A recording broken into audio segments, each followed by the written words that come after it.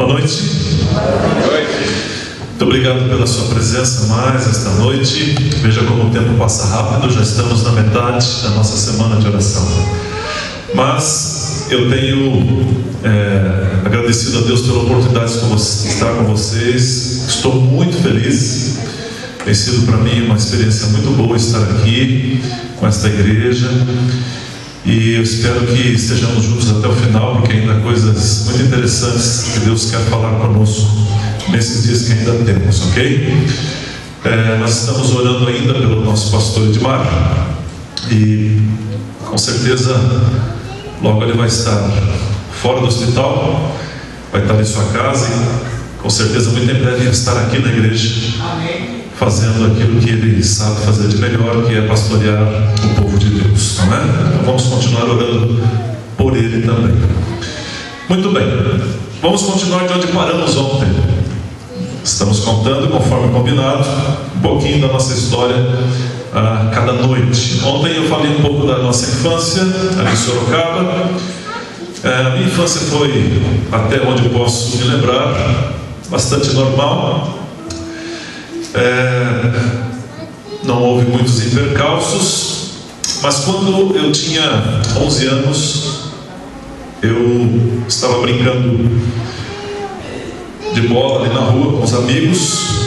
Na verdade, estava jogando um joguinho, não sei se alguém vai lembrar desse tipo de jogo. A gente não tinha os brinquedos nem a tecnologia que tem hoje, tá? Não que eu seja tão velho assim, mas é que a tecnologia foi muito rápida. A gente estava brincando ali na calçada de um jogo chamado Bola Buraco. Alguém conhece essa brincadeira? Cada um tem o seu buraquinho, a gente jogava a bola no buraco de quem caísse e saía correndo para jogar bola nos outros e assim por diante. E naquela tarde estávamos brincando, e num certo momento eu fui correr, e um carro, um Maverick,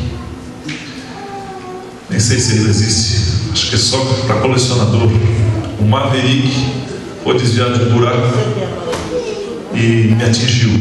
Ele estava um ponto morto, devagarinho, mas foi suficiente para ele arrastar minha perna por alguns metros, metro e meio, e minha perna ficou presa embaixo do carro. E quando ele finalmente conseguiu, na euforia ali, sair de cima da minha perna, percebi que o asfalto tinha arrancado tudo pouco que eu tinha ali no calcanhar. Dali foi para o hospital, e foram 3 cirurgias, e foram momentos muito difíceis, mas não ficou nenhuma sequela. A partir dali veio a adolescência. Se até ali a minha infância na igreja foi uma infância normal, gostava de estar na igreja, no coralzinho e tal, quando chegou na adolescência, adivinha o que aconteceu? Eu perdi toda a vontade de estar na igreja, toda a vontade. E eu vou dizer uma coisa para vocês: eu entendo o que o adolescente sente em relação à igreja quando está nessa fase, porque ainda está muito vívido na minha cabeça. Não que todos sejam iguais, mas em geral é uma fase em que a igreja perde um pouco o encanto, porque foi exatamente isso que aconteceu comigo. Há adolescentes que não, pelo contrário, eles ficam até mais animados nessa fase da igreja, principalmente quando a igreja tem um bom grupo de jovens na mesma idade. Mas apesar de ter isso lá na igreja central de Sorocaba, eu perdi a vontade. A igreja perdeu encanto para mim. Para vocês terem uma ideia, na minha adolescência eu ia na igreja aos sábados, domingo e quarta-feira. Você está doido? Ir na igreja domingo e quarta-feira. Eu ia nos sábados para agradar minha mãe. Mas muitas vezes acontecia o seguinte: meu pai deixava a gente lá na esquina, eu entrava com ela, ela virava as costas, o que eu fazia? Eu saía de novo e ficava lá na calçada ou lá no pátio da igreja conversando. Eu não queria estar dentro da igreja. Perdi o desejo, a igreja perdeu o encanto para mim. Eu tinha outros interesses, eu queria jogar bola, queria ser jogador de futebol, eu queria ficar com os amigos, queria sair lá com os amigos de noite lá nas festinhas de aniversário do bairro. queria ver televisão, queria fazer qualquer outra coisa, mas igreja. Como que a gente lida com os nossos jovens nessa hora? Você tem essa noção de que às vezes o jovem realmente não está interessado em estar aqui? Como que a gente pode trabalhar com os nossos adolescentes? Eu lembro que teve um dia que algo aconteceu que me marcou. E veja como Deus faz as coisas. Eu estava por volta dos 12 anos. E eu, no sábado de manhã, às vezes eu ia na classe da escola latina. Comecei a ir na classe dos adolescentes, 12, 13 anos, não lembro exatamente. E um dia, o meu professor da classe, ele falou assim para mim, de supetão, no final da escola sabatina: Fernando, é o seguinte, você sabe que nós estamos aqui dando oportunidade para os adolescentes participarem, e eu sei que você é capaz. Veja como a gente tem que usar as palavras certas, não é? Ele disse: eu sei que você é capaz, você é um rapaz muito inteligente, eu queria que você, sábado que vem, passasse a lição para os outros adolescentes. Meu irmão, imagina alguém tímido como eu, quando ele falou isso.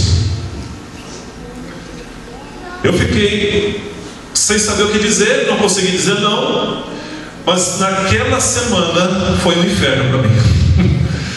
Porque eu tinha uma missão agora de passar a lição dos adolescentes para os outros amigos adolescentes. Imagina para um adolescente fazer isso, um adolescente tímido. Mas eu me preparei, não é? Durante toda a semana e tal, foi uma semana diferente. A gente começa a olhar a vida espiritual de outra maneira, porque agora você tem um compromisso. Vou dar dica aqui, tá? Para quem trabalha com jovens e adolescentes. Esse é o jeito, meu irmão, minha irmã, esse é o jeito. Eles precisam participar com você.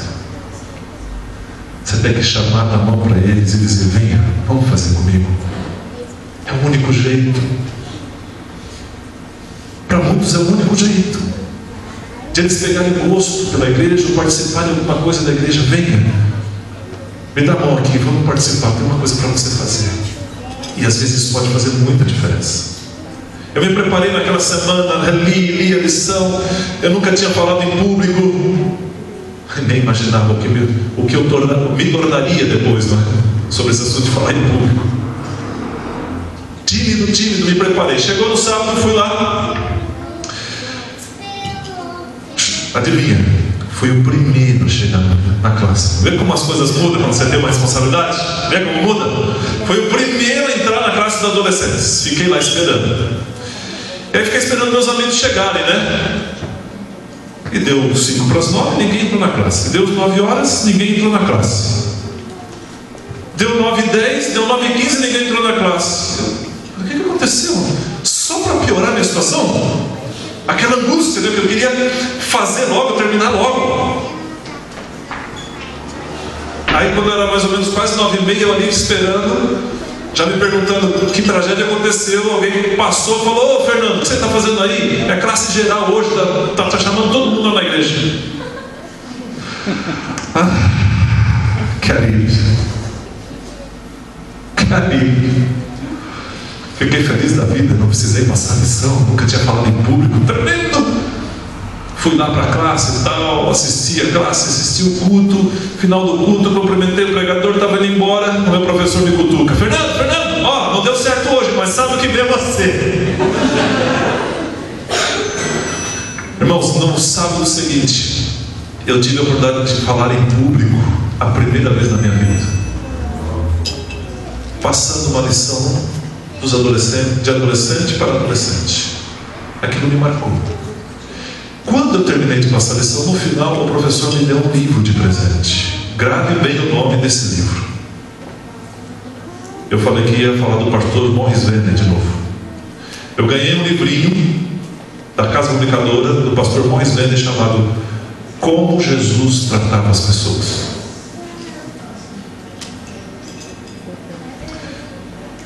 Não era de ler ainda. Eu comecei a pegar gosto por leitura um ano depois, lendo gibi. Eu tenho que falar a verdade. Eu peguei gosto pela leitura lendo gibi, principalmente do Homem-Aranha.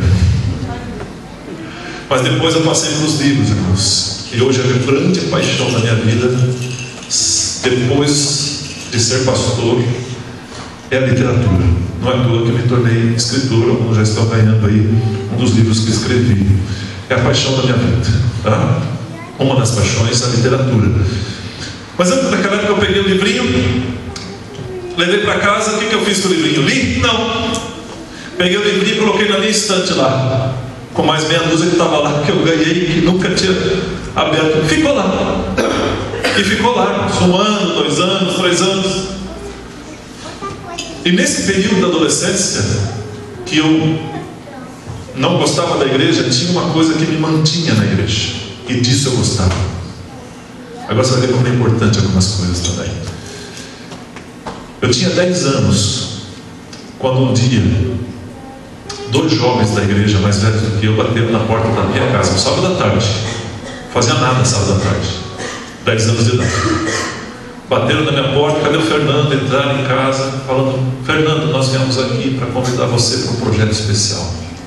Se chama Clube dos Desbravadores.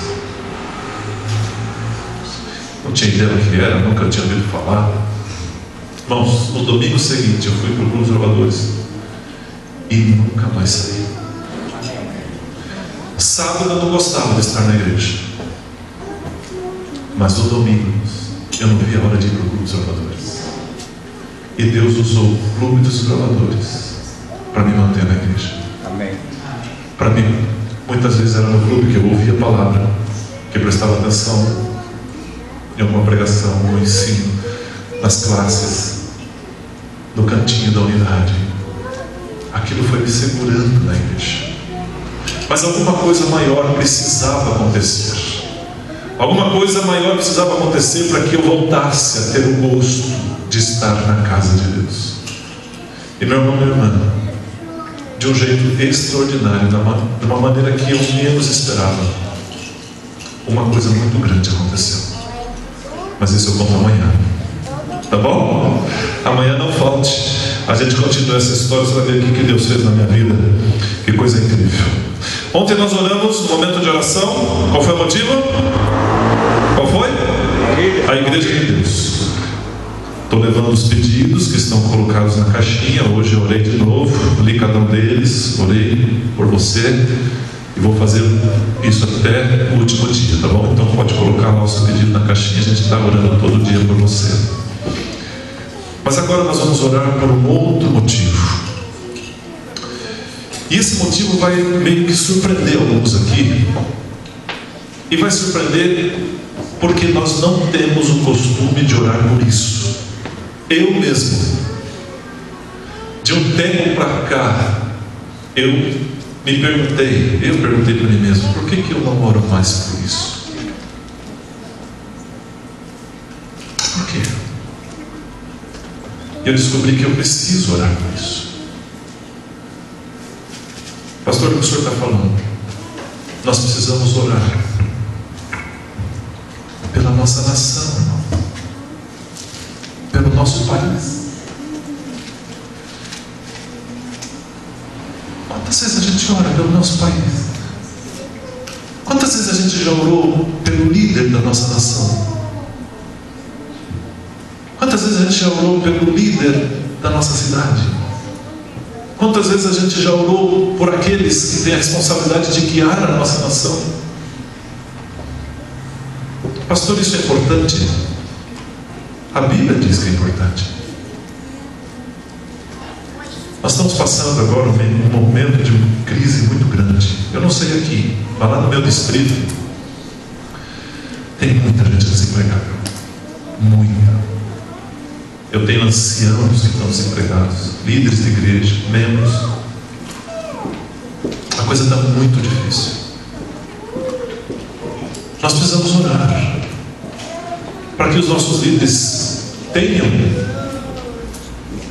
o toque do Espírito Santo na vida deles para fazer aquilo que é correto, aquilo que é justo. Pastor, mas isso vai ser muito difícil. Não dá, a corrupção é muito grande, o sistema é difícil sim, mas não é impossível. Vamos orar por esses homens e mulheres que estão lá no Congresso Nacional, que estão representando a nossa região, a nossa cidade, o nosso estado. Vamos orar para que eles tenham consciência, responsabilidade, que as decisões que eles tomam lá afetam a nossa vida, afetam a vida de milhões de brasileiros. Vamos orar pelo nosso novo presidente. Se ele é bom, se ele não é, se ele vai fazer o que é certo. Vamos orar para que faça. Vamos orar para que a nossa nação avance. Mas acima de tudo, vamos orar pelo nosso povo, para que o nosso povo, o povo brasileiro, seja mais temente a Deus. Seja mais temente a Deus.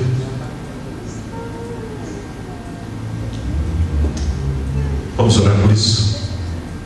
Vamos orar para que a nossa nação esteja nas mãos do Senhor e que o nosso povo seja temente ao Senhor.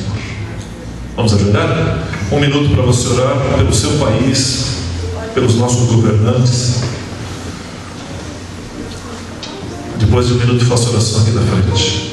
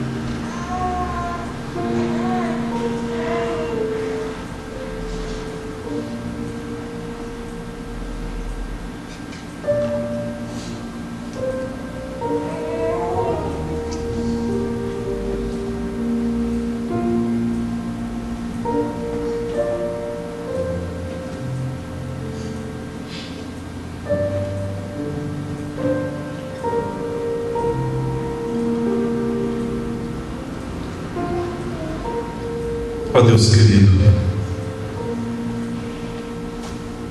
aqui estamos mais uma vez, Pai, em Tua excelsa presença.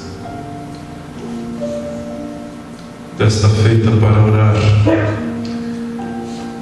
pelo nosso país, a nossa pátria, a nossa nação. É bem verdade que a nossa pátria não é aqui, é a celestial. Mas enquanto estamos aqui, Pai, como cristãos tementes ao Senhor, nós queremos que o nosso país esteja em paz, que o nosso país seja feito de pessoas tementes ao Senhor, e que os líderes da nossa nação também temam a Tua palavra. Ultimamente nós estamos um pouco, a nossa nação, os brasileiros, um pouco desanimados com a política. Isso se refletiu muito agora na eleição de domingo passado, porque há tanta corrupção, tantos desmandos, ao mesmo tempo que tem tanta gente sofrendo, Pai, tanta gente aí nos hospitais sem solução, pessoas desempregadas, tanta violência. Mas nós não queremos desistir de orar para que o Senhor toque o coração e a mente dos nossos líderes. Amém.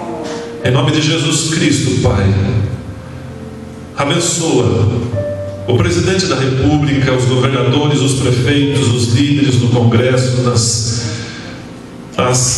assembleias, Pai, os líderes que têm que tomar decisões importantes, que eles sejam tementes ao Senhor, que ouçam a voz do Teu Santo Espírito. Amém. Que se preocupem com as pessoas e não com a política, que eles vejam o sofrimento do Teu povo e percebam que tem uma responsabilidade diante do Senhor e da nação de fazerem o seu melhor. Abençoa, Pai, o nosso país. Abençoe esta nação e que sejamos cristãos, cidadãos que vão trabalhar para que a nossa sociedade seja a melhor possível.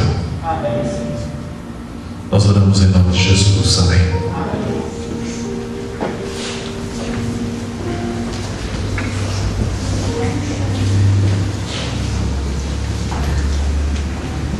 Não deixe de orar pelo seu país.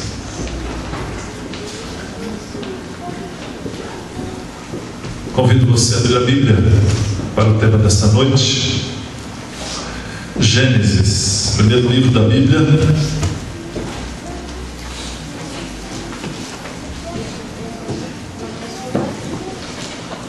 Gênesis capítulo 39. Gênesis capítulo 39.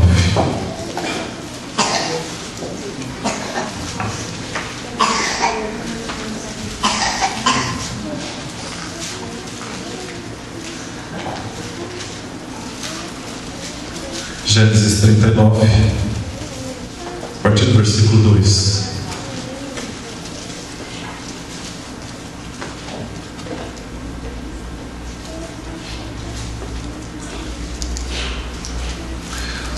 Gênesis 39, versículo 2 em diante diz assim: o Senhor estava com José, de modo que este prosperou e passou a morar na casa do seu senhor egípcio. Quando este percebeu que o Senhor estava com ele e que fazia prosperar tudo o que realizava, agradou-se de José e tornou-o administrador dos seus bens.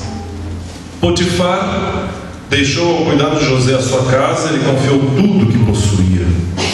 Desde que o deixou cuidando de sua casa e de todos os seus bens, o Senhor o abençoou a casa do egípcio por causa de José. A bênção do Senhor estava sobre tudo que Potifar possuía, tanto em casa como no campo. Assim deixou ele aos cuidados de José tudo o que tinha, e não se preocupava com coisa alguma, exceto com a sua própria comida. José era atraente, de boa aparência. E depois de certo tempo, a mulher de Potifar começou a cobiçar José, dizendo: ei, venha deitar-se comigo. Mas ele recusou e lhe disse: meu senhor não se preocupa com coisa alguma na sua casa, e tudo que tem deixou aos meus cuidados. Ninguém desta casa está acima de mim. Ele nada me negou a não ser a senhora, porque é mulher dele. Como poderia eu cometer algo tão perverso e pecar contra Deus? Assim, embora ela insistisse com José dia após dia, ele se recusava a deitar-se com ela e evitava ficar perto dela. Meu irmão, a história de José é uma daquelas histórias que me emocionam toda vez que eu leio. Todo ano, quando eu faço o ano bíblico, quando eu chego na história de José, eu me emociono. E de fato a história de José, cujo nome significa Deus acrescenta, tem inspirado muita gente. Quer ver? Henry Fielding, um dramaturgo, usou José da Bíblia para criar um dos personagens mais famosos da dramaturgia, chamado Joseph Andrews. Handel, o compositor, compôs o oratório com o nome José. E o escritor alemão Thomas Mann escreveu 4 livros, 4 romances, tendo como personagem principal José. É uma história incrível, é uma história fantástica, mas eu não vou rever aqui a história de José. Eu queria, nesse momento, falar dos 3 instantes mais difíceis que José enfrentou na sua vida. As 3 maiores crises da vida de José. E como ele lidou com cada uma dessas crises. Primeira situação: como José lidou com o fato de que tudo estava errado. Tudo dava errado para José. Você já reparou isso na história dele? Parece que tudo dava errado. Os irmãos não gostavam dele. Tanto não gostavam que arranjaram um jeito de se livrar dele. Foi vendido como escravo, foi preso, foi condenado, foi preso, passou agruras, ficou em prisão, ficou na masmorra. Quando achava que estava tudo bem, voltava para a prisão. Tudo parecia que dava errado na vida de José. Eu não vou me delongar nesse primeiro ponto, porque ontem eu já comentei um pouco sobre isso. O que a gente faz quando tudo parece dar errado? Eu tenho encontrado, como eu disse ontem, muita gente que desiste, para a caminhada, desanima totalmente, porque parece que nada dá certo. Mas eu quero lembrar você um detalhe muito importante. Quando as coisas não dão certo, a gente sente a tentação de desistir. A grande pergunta que eu faço é a seguinte: se a gente deixar o caminho de Deus, se a gente desistir da igreja, se a gente largar a caminhada cristã, para onde a gente vai? Para onde a gente vai?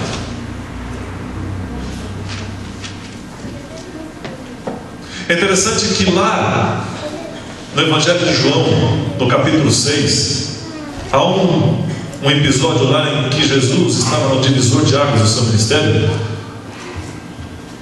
Ele pregou um sermão lá bem duro para as pessoas, muito confundente. Quando terminou o sermão, diz a Bíblia que as pessoas foram todas embora. Ficaram só os discípulos ali, atônitos e assustados. E aí Jesus se volta para eles, está lá em João 6, depois você lê em casa. Ele se volta para os discípulos e pergunta: vocês também vão me abandonar? Olha a pergunta de Jesus: vocês também vão me abandonar? E você lembra que o apóstolo Pedro respondeu para Jesus nessa hora? O apóstolo Pedro diz assim: Senhor, para onde iremos? Essa é uma pergunta que eu sempre sinto o desejo de fazer quando alguém está se afastando da igreja, quando alguém diz: eu não quero mais, eu estou muito desanimado. Mas você vai para onde? Que caminho você vai seguir? Parece que José entendia isso, porque cada ponto que dava errado, cada situação que dava errado, ele não desistia, ele continuava seguindo a Deus e sendo fiel a Deus. Bom, se ele conseguiu, olha aqui, meu irmão, se ele conseguiu, minha irmã, tudo dava errado, mas ele continuava sendo fiel, você também consegue. Não desista. Segundo ponto. O segundo ponto tem a ver com os versos que acabamos de ler. A tentação sexual que José sofreu. Meu irmão, minha irmã, deixa eu dizer uma coisa: nós estamos em guerra, lembra?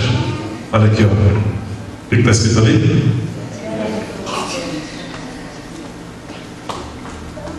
Nessa guerra, para manter você afastado de Deus, o inimigo sabe como jogar. Ele sabe. Ele sabe como jogar, e ele tem uma experiência de muitos séculos. Aliás, eu vou dizer uma coisa para você. Nós, olha aqui, nós, diante de Satanás, não temos a mínima chance. Mas a mínima chance. Comparado com Satanás, nós não temos a mínima chance. Se o inimigo pudesse, se não fosse o poder de Deus, o inimigo pegaria a gente, colocaria no chão e esmagaria assim, como uma formiga. O poder que ele tem é imenso. Nós temos que relembrar isso, que ele ainda é um anjo.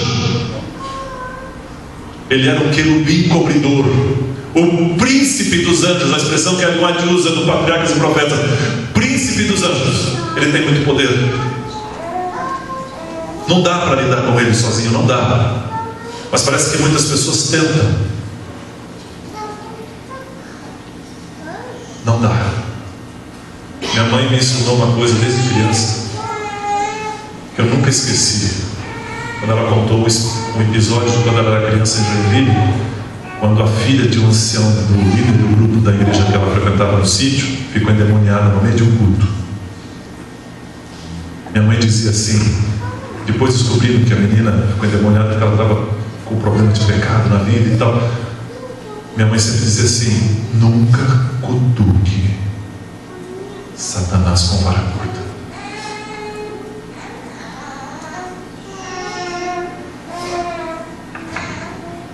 O inimigo sabe exatamente onde é o nosso ponto fraco. Isso não assusta você, porque para mim assusta.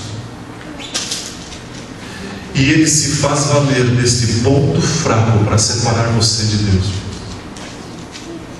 Para alguns, o ponto fraco é o dinheiro. Para outros, o ponto fraco pode ser o sexo. Para outros, o ponto fraco pode ser a comida. Para outros, o ponto fraco pode ser o rancor, a mágoa que não consegue tirar do coração. Para outros, o ponto fraco é não conseguir perdoar. Para outros, o ponto fraco é a fama, o poder. Cada um sabe onde a coisa pega para si, não sabe? Cada um sabe. E o inimigo sabe o seu ponto fraco, e ele vai trabalhar ali para te separar de Deus. Ele vai te cutucar ali. Ele vai apertar tua ferida para você desanimar, para você se afastar de Deus, para você dizer não está dando certo, para você entrar em crise espiritual. Esse foi um dos motivos que escrevi esse livro. Ele sabe onde pegar, ele sabe onde me cutucar. Irmão, olha, eu vou dizer uma coisa: maldito seja o demônio, porque esse maldito tem me prejudicado tanto a vida, atrapalhado tanto minha vida. Tem hora que eu fico cansado dessa maldita guerra. Tem hora que eu chego em casa, eu deito na minha cama, eu olho para o teto e falo: meu Deus, até quando essa maldita guerra? Porque o tempo todo ele está tentando destruir a minha espiritualidade. O tempo todo ele está tentando destruir o meu casamento. O tempo todo ele está tentando destruir minhas filhas. O tempo todo ele está tentando fazer eu pegar naquele ponto fraco que não vai embora. Aquele pecado que eu quero que vai embora, mas não vai. Ele o tempo todo está me prejudicando.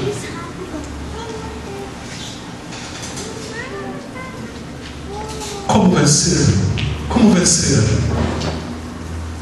Nós podemos tirar agora um exemplo de José nesse ponto. Não dá para afirmar que José tinha um ponto fraco nesse. Provavelmente não tinha. Mas veja, a Bíblia diz que ele era jovem, um rapaz bonito, atraente, ou seja, estava na flor da juventude, com os hormônios na sua potência máxima. E aí aparece a mulher de Potifar. Veja, vamos tentar ler as entrelinhas. Eu não acho que ela chegou de uma hora para outra para tentar José. Não. Não. As mulheres de mau caráter não fazem isso. Ela deve primeiro ter se insinuado muito para José. Talvez ela tenha andado pela casa com uma roupa mais, mais à vontade. Talvez ela tenha se pintado de uma maneira diferente. José estava ali, passando, indo para lá e para cá, cuidando das coisas da casa do seu patrão. E o patrão, como tinha um cargo militar muito importante, vivia viajando com certeza. E lá estava a mulher.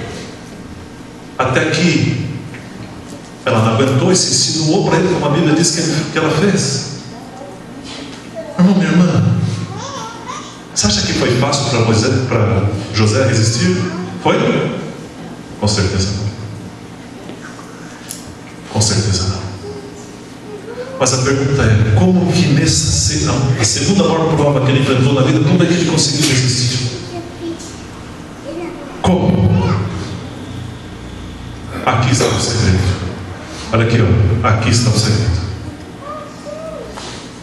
Ele tinha consigo o senso da presença de Deus. Pastor, o que isso significa? Significa, meu irmão, minha irmã, que quando nós temos de fato a certeza que Deus está ao nosso lado, quando nós temos o senso da presença de Deus, é muito mais difícil cair. José tinha isso tão forte em seu coração, que a resposta dele foi tão clara. Ele disse: mulher, como eu cometeria tamanho pecado contra Deus? Apesar de tudo que José já tinha passado, escravo, prisão, abandono, ele tinha convicção, Deus estava com ele, Deus estava ao seu lado. Como é que ele poderia cometer um pecado sabendo que Deus estava ali? Por isso, meu irmão, entenda, o inimigo, ele vai cutucar tua ferida, mas ele não vai cutucar tua ferida agora, quando você está aqui dentro da igreja. Ele não vai cutucar tua ferida fortemente quando você está estudando a lição da escola sabatina, lendo a Bíblia lá em casa. Ele não vai cutucar fortemente a tua ferida quando você está lá lendo, ouvindo os hinos do Arauto do Rei, a música da igreja. Entenda a estratégia desse inimigo. Primeiro ele vai te afastar um pouquinho de Deus, lembra? Primeiro ele vai levar você a se afastar de Deus. Ele vai tentar primeiro tirar um pouquinho a oração da sua vida. Ele vai tentar afastar a leitura da Bíblia. Ele vai tentar fazer com que você não vá muito aos cultos da igreja. Ele primeiro te afasta de Deus, para depois cutucar você no seu ponto fraco. Porque ele sabe que no momento que você está mais afastado de Deus, está mais desanimado, irmãos, tem gente que acha que desânimo é desculpa. Não é. Irmãos, aqui a gente pode usar essa frase: eu estou desanimado, mas Ellen White diz que desânimo na vida do cristão é pecado. Leia Ellen White. É pecado. A gente não pode permitir, a gente pode lutar contra. O desânimo não é de Deus. Ele tenta desanimar você, ele afasta você de Deus. Aí ele, como ele fez com ela, né? Tirou ela do lado do marido, jogou ela para longe, pôs ela perto da árvore, e aí ele vem com a tentação. Irmãos, isso é uma guerra e ele sabe como fazer. Ele sabe como fazer.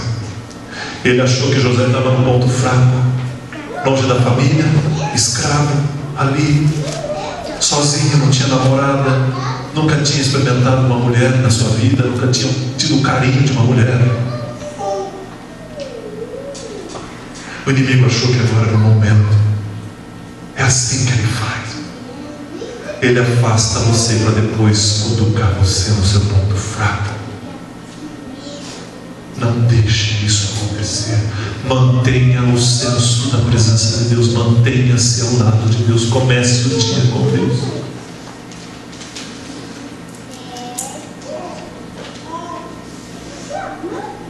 José não cedeu à tentação, porque ele sabia que Deus estava com ele.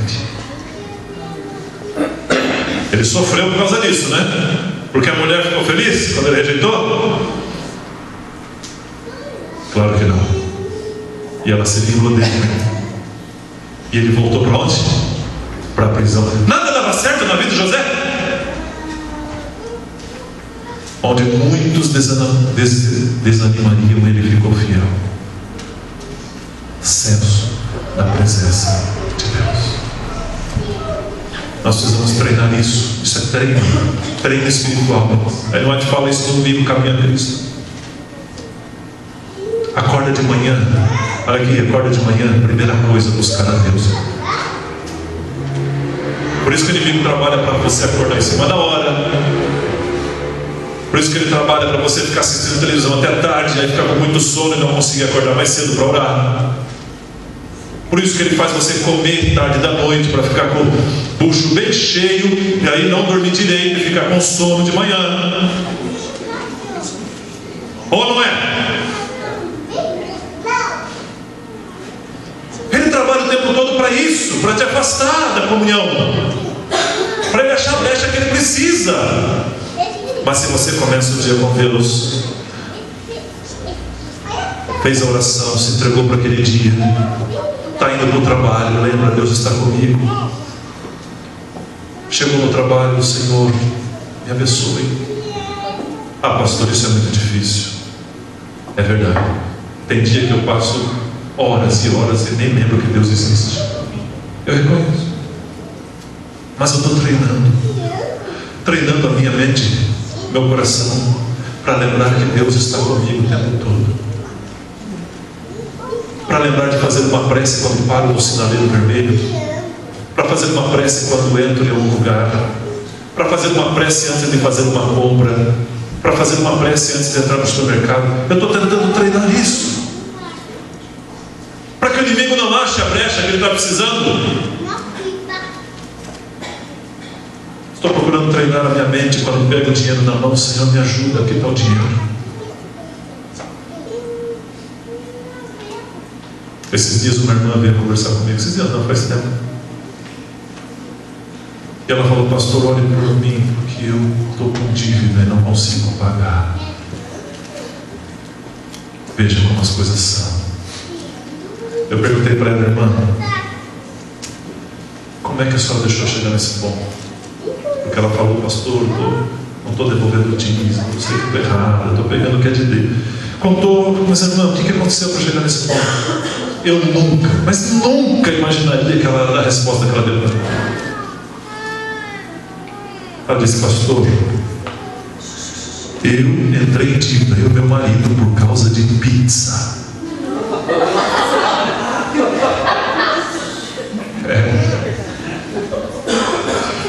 Como diz alguém, seria cômico se não fosse pizza. Eu falei: mas como assim? Porque eu não entendi na hora quando ela falou pizza. Eu pensei assim: bateu no caminhão de pizza? Eu não sei. Eu não entendi na hora. Aí ela falou: não, pastor, é que assim, todo sábado a gente se reúne lá em casa, os meus filhos, ela tem acho que 2, 3 filhos, os meus filhos vêm passar o sábado comigo, porque moram todos próximos. E a pedida qual é? No sábado à noite? Pizza. Só que como tudo jovem, os meus filhos jovens, sabe que o jovem come mais, e é 2, 3 pizzas, e cada pizza hoje custa, sei lá, R$50, R$40. Falei: mãe, eu não estou acreditando no que eu estou ouvindo. E ela falava sério, preocupada.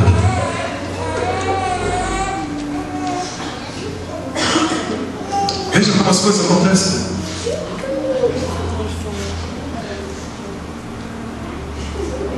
Como as coisas acontecem. Como o inimigo sabe onde cutucar, onde mexer, onde colocar a tentação, para levar você para o buraco. José não pecou porque ele tinha o senso da presença de Deus. Senhor, eu estou aqui com dinheiro, me ajuda. Senhor, eu estou no trabalho, meu patrão está aí nervoso, me ajuda. Senhor, eu estou indo para a escola conversar sobre os meus filhos, reunião bimestral, me ajuda. Senhor, eu estou indo na padaria, me ajuda. Irmãos, você tem que treinar isso para colocar Deus na frente e treinando o senso da presença de Deus em tudo que fazemos, porque é só assim que o inimigo não vai encontrar um jeitinho de nos prejudicar.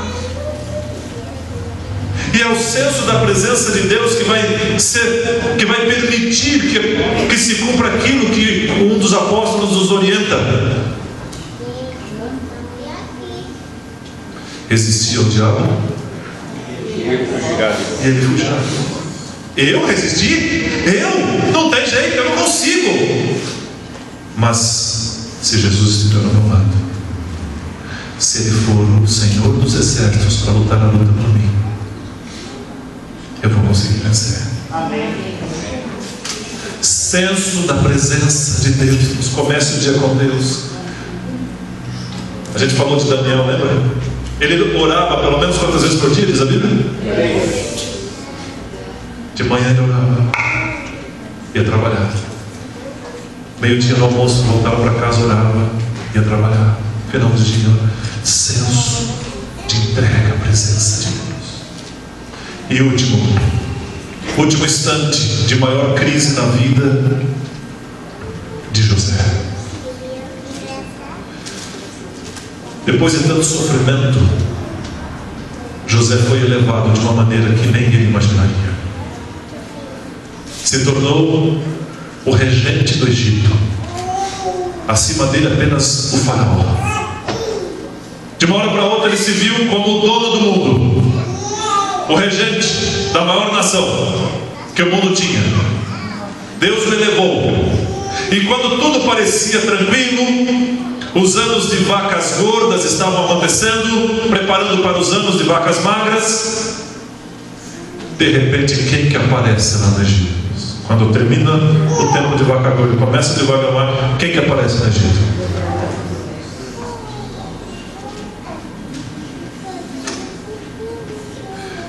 Eu imagino que quando José viu os irmãos, ele deve ter sentido, já sentiu aquela coisa estranha que sobe assim, começa a subir e vai atingir a tua cabeça, aquele frio, aquela coisa que revira o estômago. Ele deve ter sentido algo semelhante quando ele viu os irmãos. Um misto que eu imagino que deva ter sido saudade, agonia e desejo de vingança. Ali diante deles estavam os irmãos que causaram todo o sofrimento, foram a base de todo o sofrimento que ele havia experimentado. O venderam, mentiram para o seu pai dizendo que ele estava morto, fizeram com que ele sofresse, ficasse longe da sua família, longe da sua terra, do seu povo. Ali eles estavam ali na frente dele. Eu imagino que a tentação foi grande. Imagino a mão de José quando os viu, talvez se fechando assim, dizendo: será que agora eu tenho a chance de me vingar?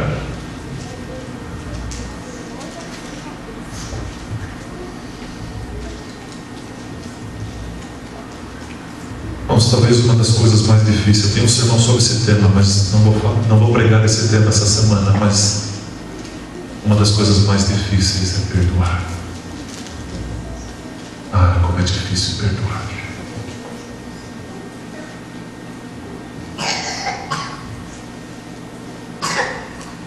Aí vem Jesus e disse assim: perdoar? Ou não? Não é só uma, nem duas, nem três, nem sete. E a gente sente um frio na barriga quando lê isso, quando ouve isso. Lá estava José. O que faria José? Ele tinha tudo. Bastava um sinal, e todos eles iriam para o fundo do calabouço, o mais escuro do Egito. Bastava um sinal. Tudo que os irmãos fizeram com ele. Mas de novo José lembrou de quem, irmãos? José lembrou de quem, irmãos? José já tinha percebido que tudo o que tinha acontecido com ele era Deus conduzindo as coisas para salvar o povo. Irmãos, quando a gente tem o senso da presença de Deus, sabe o que mais acontece? A gente consegue ver as coisas se fechando na vontade de Deus para nós, irmãos. Mas quando a gente se afasta de Deus, parece que Deus não está perto, Deus está longe e que nada funciona. Mas quando tem o Deus perto, o senso da presença de Deus, a gente vê a mão de Deus fazendo tudo contribuir para o nosso bem. Aí, os seus irmãos agora podia se vingar, podia maltratá-los, torturá-los, podia lançar eles para as feras. Mas José tinha um senso da presença de Deus e se lembrou que Deus tinha um plano por trás de tudo. Meu irmão, minha irmã, entenda: se você se entregou para Deus, se você ama Jesus, se a tua vida é uma vida de entrega, tudo vai contribuir para a sua salvação. Tudo. Pode ser o maior fracasso, pode ser o buraco mais fundo, mas se você confiar em Deus, se você estiver nas mãos dele e fizer o que ele pediu, ele vai te exaltar. Mas não é no seu momento, não é no meu momento. Deus vai te exaltar no momento dele. Às vezes, para nos exaltar, ele tem que nos levar lá embaixo, porque nós somos orgulhosos, arrogantes. Como na história de Zaqueu, primeiro Zaqueu teve que descer para depois Jesus elevar ele. É assim que funciona. E José entendeu tudo isso no devido tempo, e quando viu seus irmãos, foi tentado sim a se vingar, mas lá no fundo do coração, a voz de Deus dizia para José: José, agora é o momento, agora é o momento, perdoa José, perdoa José. Nós perdoar não é fácil. Eu sei que eu estou falando talvez para alguém aqui que não consegue perdoar alguém. Eu sei que não é fácil, mas não tem outro jeito. Perdoar é libertar-se. Perdoar é jogar fora aquilo que te prende. Perdoe. Perdoe, não importa se a pessoa aceita o que ela fez, se ela reconhece o que fez, é você que precisa de libertação. Perdoe. Não tem outro caminho para a vida do cristão. Perdoe. Ah, mas não foi fácil para José. Ainda havia um resquício de vontade de se vingar. Ele falou: olha, faça isso, põe a comida lá, mas ponha também a prataria. Fez eles voltarem, fez uma confusão. Não precisava daquilo. Podia ter se revelado já no início. Era um resquício ainda da dificuldade de perdoar. Mas cada vez que ele lidava com essa luta, irmãos, essa guerra, quando ele percebia que o coração dele lá no fundo queria perdoar, ele saía e ia chorar no canto. Esse é o som do perdão que se ouviu no Egito. José perdoou. Houve um momento que ele não aguentou mais. Ele disse: chega. Deus provou para mim o seu amor. Deus está comigo, e eu preciso perdoar os meus irmãos. Venham, venham, sou eu, José, venham. O irmão de vocês, venham. Eu sou José. Está vivo meu pai. Ele não aguentou mais. Porque é assim que tem que ser na vida do cristão. Quando Deus está presente, quando a gente tem o senso da presença de Deus, Deus vence. Deus vence. É difícil, é complicado, mas Deus vence. Sou seu irmão. Eu, José. Ele perdoou. A maior crise, a maior tentação da sua vida foi essa: não perdoar. E ele venceu. Amém. Ele venceu porque ele sabia que Deus estava ao seu lado, que Deus havia conduzido tudo e que era para a salvação de um povo. Ah, Deus é tão bom. Porque Deus restituiu a José ao seu pai. Ao seu pai restituiu o seu filho. Ele ganhou de novo o respeito e o amor de seus irmãos. Os irmãos ganharam dele de volta o seu amor e não a sua vingança. Eles viveram no Egito e Deus cumpriu o plano que tinha que cumprir. Agora eu pergunto, vamos voltar para encerrar. Eu pergunto: se na primeira grande prova de José, que foi, porque está tudo dando errado, desisto, se ele tivesse desistido, a história de José estaria aqui? Essa história nos emocionaria como nos emociona? Não. Segundo, se ele tivesse se deitado com a mulher de Potifar, se ele tivesse talvez só dado um beijo nela, um abraço em seu corpo quente, será que essa história estaria aqui? E por último, se ele não tivesse perdoado, tivesse se vingado, será que a história teria terminado do jeito que terminou para o povo de Deus?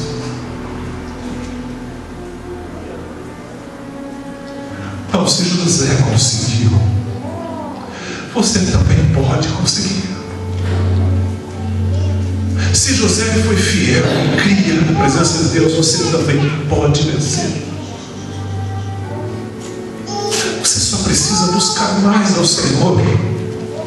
Você precisa ter mais um senso da presença do Senhor, se entregar mais constantemente para Ele, gastar mais tempo com Ele, e Ele vai te dar forças para vencer tudo, irmãos, tudo. Amém. Tudo posso, disse o apóstolo, naquele. Irmãos, essa frase não significa nada se Jesus não for o primeiro. Nada. Mas se Jesus for o primeiro todo o tempo em nossa vida, essa frase significa muito. Muito. Tudo posso pelo poder daquele que me fortalece. Eu encerro lembrando de uma grande prova que eu tive. Aliás, um dos períodos que eu fui mais provado, sabe quando foi? Quando eu estava fazendo a faculdade de teologia. Nossa, se eu te contasse todas as histórias, como Satanás tentou fazer eu desistir de ser um pastor. E eu sonhei com isso, mas eu sonhava, um sonho da minha vida era ser um pastor. E ele tentava de todo jeito, tentava me desanimar, de todo jeito. Quando eu estava, acho que no terceiro ou quarto ano da faculdade, eu fui fazer um estágio de conferências bíblicas. Eu não sei como está hoje, mas um dos estágios que os estudantes de teologia fazem lá no NASP é durante um semestre sair para alguma cidade e fazer uma campanha evangelística junto com o evangelista do campo. Então o colégio oferece os teologanos e o evangelista chama alguns e eles vão lá para fazer 7 conferências. Como o Cidral faz aqui, as 7 conferências com seus obreiros, os teologanos seriam os obreiros do evangelista. Eu fui para o Rio Grande do Sul. Obrigado. Eu fui para o Rio Grande do Sul. Aí quando cheguei lá, eu vi o desafio que nós teríamos. Eu fui para Grande Porto Alegre, Viamão, não sei se alguém conhece ali, em torno de Porto Alegre. Viamão, não sei como está hoje, mas naquela época uma cidade bem pobre, muito carente, nós fomos para lá. Acontece que para poder fazer o estágio eu tive que pagar uma dívida que eu tinha com o colégio e adiantar pelo menos uma parte do semestre. Não adianta, sem pagar você não estuda. Eu fui para a comportagem, eu sempre ia para a comportagem, nunca fui bom em comportagem, porque sempre fui muito tímido, mas fazia o que eu podia. Naquelas férias não consegui muita coisa. O que eu consegui foi suficiente para pagar a dívida que eu já tinha, porque senão eu podia fazer a rematrícula, e pagar um pouco do semestre. Esse pouco do semestre eu fiz o seguinte: eu dei 2 cheques para poder ir para a conferência. Eu dei 2 cheques na época de R$400. Total R$800, grave, R$800, 2 cheques de 400.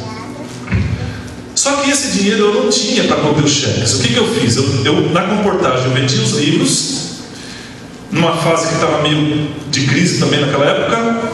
Eu não recebia, as pessoas falavam: olha, eu não tenho dinheiro agora, mas eu quero o livro. E eu estava com pressa de ir embora, tinha que ir para o estágio.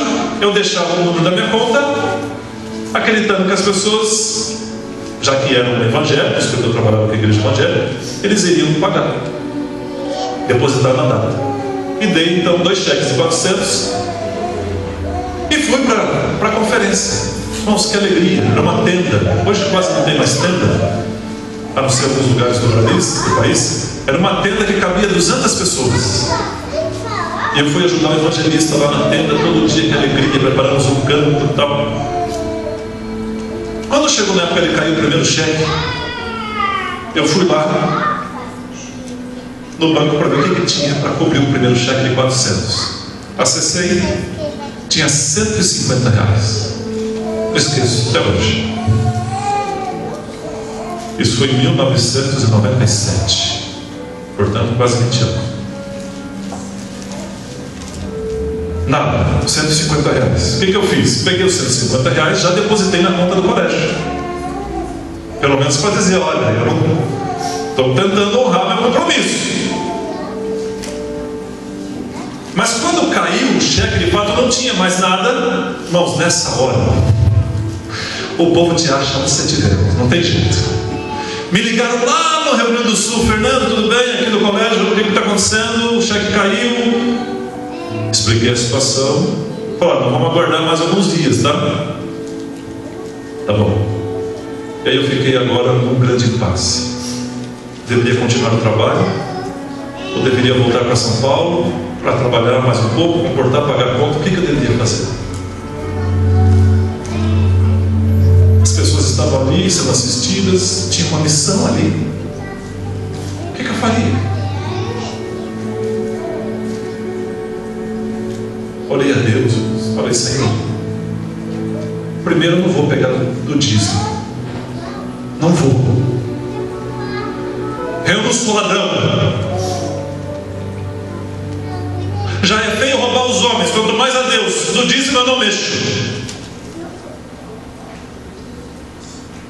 Mas devo ir embora? Não. E uma voz disse na minha mente: Fernando, eu te trouxe para cá. Eu te trouxe para cá para ganhar almas para o meu reino. Fique. Senso, irmãos, com muita oração da presença de Deus. Fiquei. Mas como ia cobrir o cheque? Não sei. Eu fiz o que eu podia, não tinha mais o que fazer. Talvez devesse ter voltado mesmo, não sei, mas quando chegou a época do segundo cheque, eu não tinha nem cobrido o primeiro, veio o segundo cheque. Caiu o segundo cheque, mais 400. Me ligaram de novo: Fernando. Aí já me ligaram com uma certa... O que aconteceu, Fernando? Infelizmente não apareceu dinheiro, depositado na minha conta, não tenho como pagar agora. Fernando, é o seguinte: nós vamos dar um prazo para você. Você tem até o dia 15 de dezembro para você pagar e cobrir esses 2 cheques. Nós vamos segurar esses 2 cheques aqui para não te prejudicar. Se até o dia 15 de dezembro você não cobrir esses 2 cheques, todo o seu semestre vai estar cancelado. Duro, né?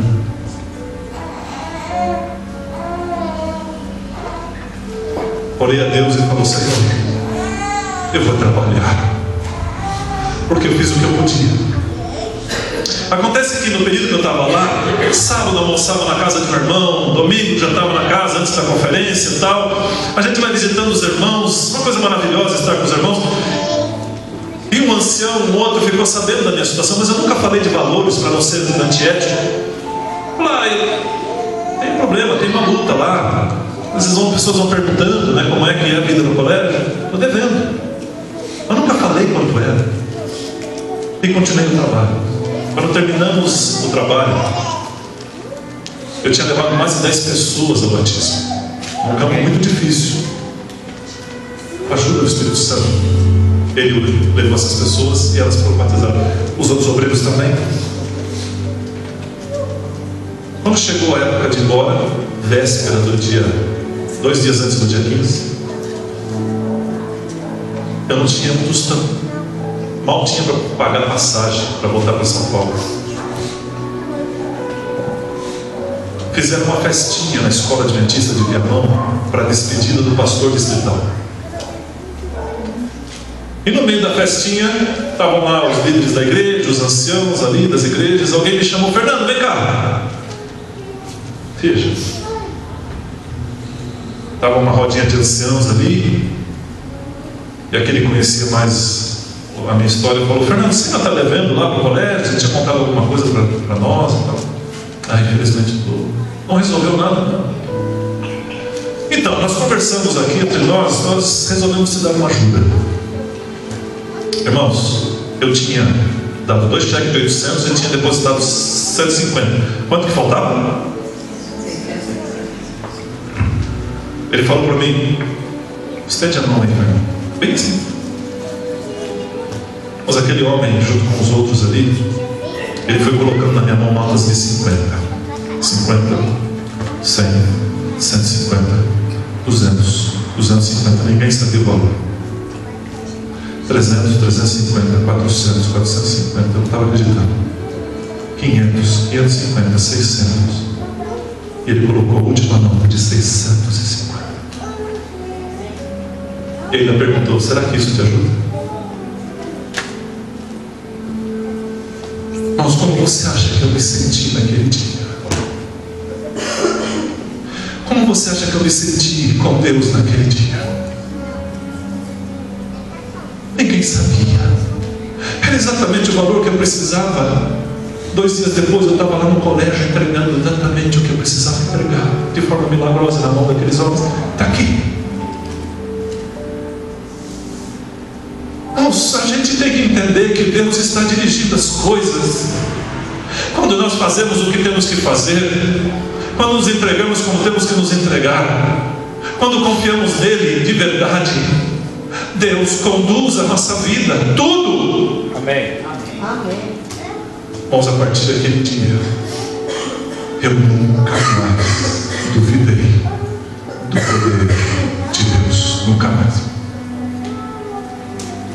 Nunca mais. Deus se provou fiel com aqueles que lhe são fiéis. Você não gostaria de nessa noite dizer: Senhor, me dá a força de José, me dá a força de José para ser como eu devo ser diante do Senhor, com a tua ajuda. Conduz a minha vida e me ajuda a ter senso da tua presença, buscar-te lá. Nós vamos ouvir a música, pode vir, e vamos fazer como todo dia. Só que dessa vez eu vou pedir o seguinte para você: você não acha que você deveria pedir nessa noite que o Espírito de Deus te dê essa força, que o poder de Cristo se manifeste em tua vida, que você tenha o mesmo desejo de José, de ficar firme, custe que custar? Se esse for o seu desejo, depois de orar um pouco com Deus, você fica em pé durante a música, tá bom? E a gente ora junto.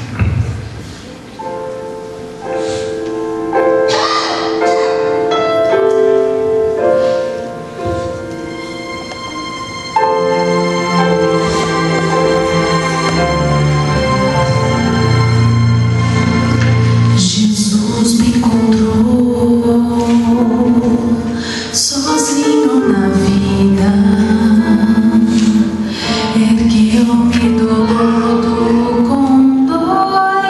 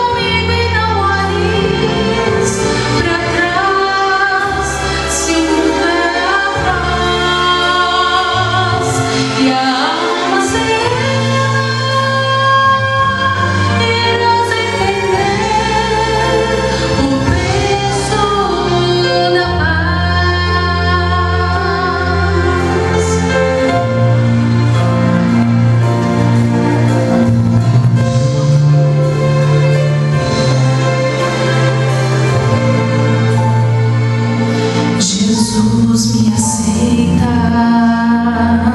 do jeito que estou. Deseja que eu viva e aprenda a sonhar. Jesus me mostrou que o passado passou, que a vida eterna se eu confiar. Se a felicidade ficou no passado,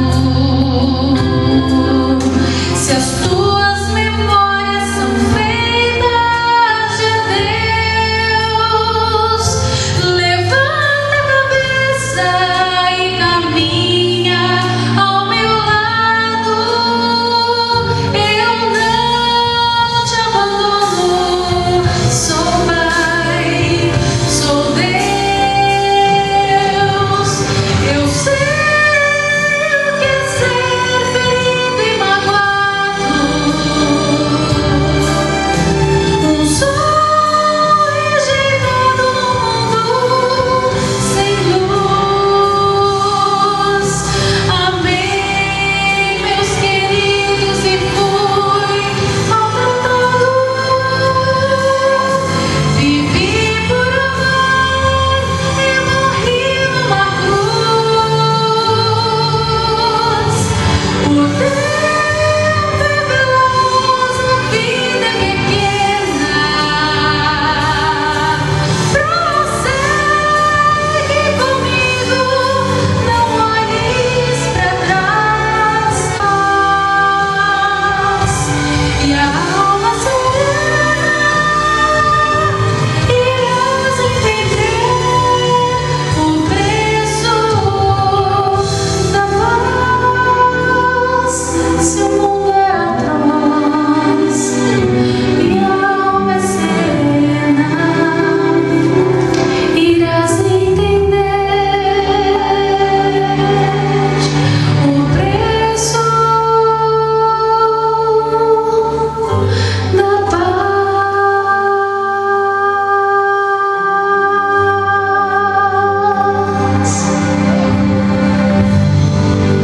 Amém. Ó Deus, amado Senhor, por favor, derrama sobre nós o teu poder. Nos ajude a ter uma comunhão com o Senhor tal que o senso da tua presença em nossa vida seja constante. Para que, quando as tentações e crises nos chegarem, como chegou para José, tenhamos condições de dizer ou escolher ficar do lado da verdade, do lado do Senhor. Pai, abençoa teus filhos e filhas. Nós sabemos onde somos mais tentados, onde a luta é maior, mas que todos sejam vitoriosos pelo poder que vem de Cristo Jesus. Amém. Leva-nos para casa em paz e traga-nos de volta amanhã. Oramos em nome de Cristo.